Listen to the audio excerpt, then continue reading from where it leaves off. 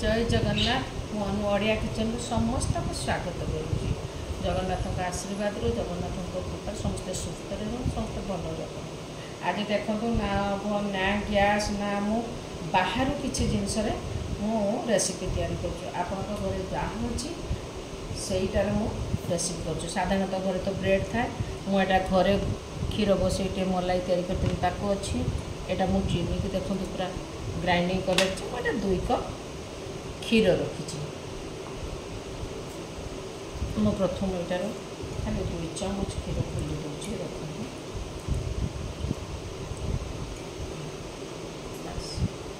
एवं देखो केमती गोटे मैंने बिना ओभन ना बिना गैस गोटे डेजर्ट तैयारी पाखापाखि डेजर्ट हो जाऊँगी तथापि मु मो हिसाब से देखो मुझा 2 कप क्षीर नहीं मोटे से क्षीर देखो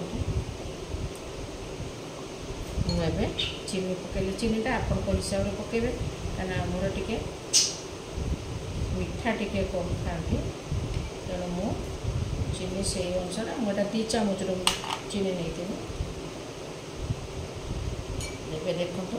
मुझे अमूल गुंड नहीं देखो मुझे चामच पकाऊँ मुझा 3 चामच 4 चामच भितर ले देखो आपको टे मिसेदबा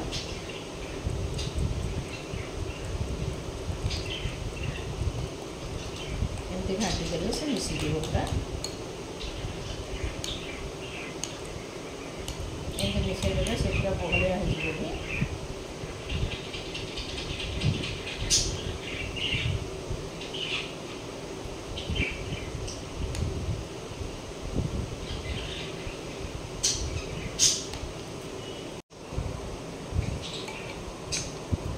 देखु अलरेडी क्षीर देखो के सुंदर गोटे बहलियार पाईगला मुझा टी काटिक रखी मु पिस्ता रखी काजू रखी आलमंड रखी मुझे टे पकई दूसरी देखो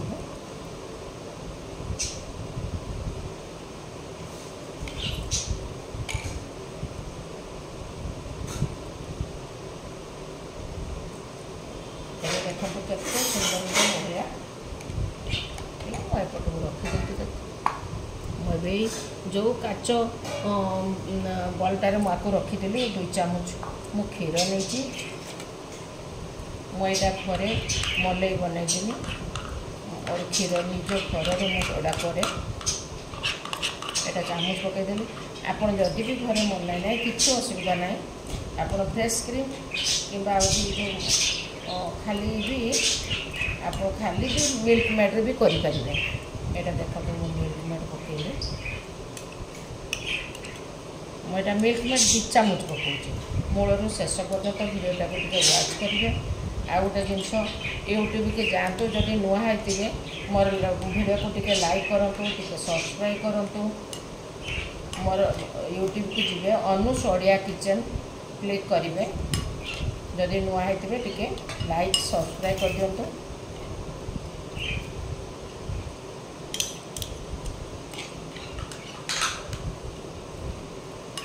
एबे देखो मुझे चीनी पकाऊँ यहाँ गोटे मु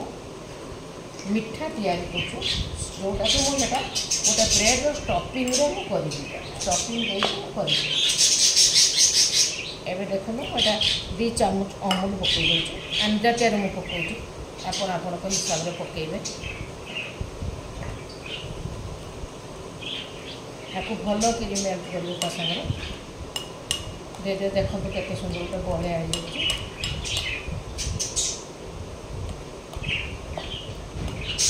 टिके रही भी किसी असुविधा नहीं पार्टी की लगे भल लगे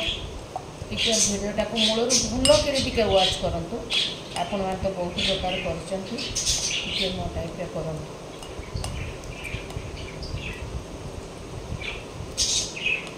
मुझा मलाई पकई खाली आगे खाली मु अमूल पकाऊँ मुझा 2 चामच 2.5 चामच अमूल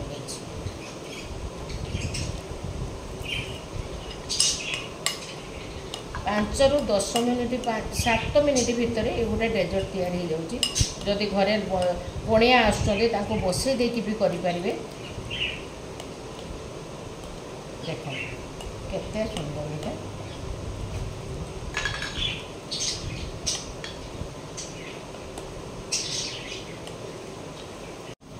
देखु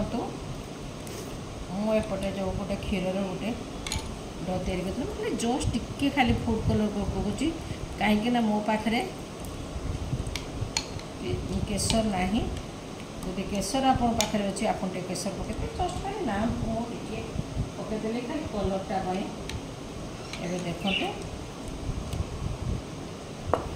से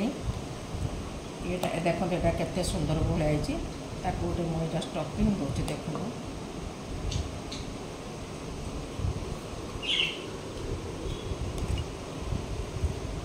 आउ टिके चाहिए आपको भी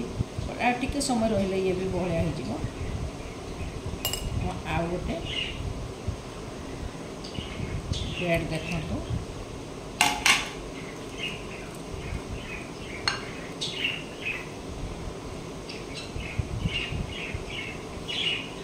ये टिके टिके बाहर किसी जायस ना एमती टिके काटिदेवे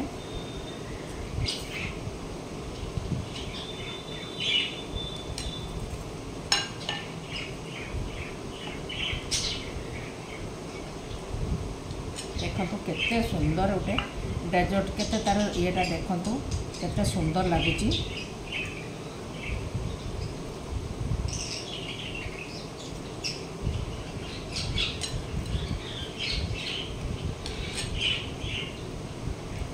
जो मु क्षीरटा गलैकी रखी अमूल क्षीर चीनी एवं देखो सेटा ही तारी देवी तार एमती मो स्टाइल बना तो बहुत सुंदर गोटे मिठा तैयारी हो खाली टिके समय छाड़ी जाके खाइबे बहुत सुंदर लगे एमती टिके टिके देवे कारण आम जी तैयारी होती से लगे सेमती ना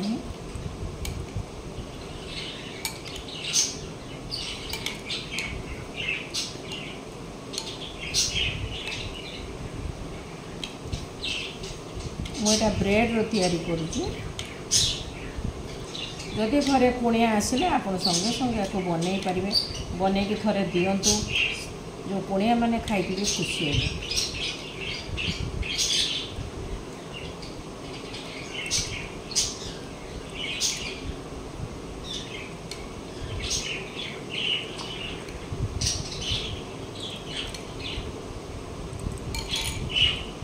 जो एटा को मिल्क मेड ये तैयारी करते जस्ट खाली टिके देखो जेहेतु मिठा एटा गोटे तैयारी कर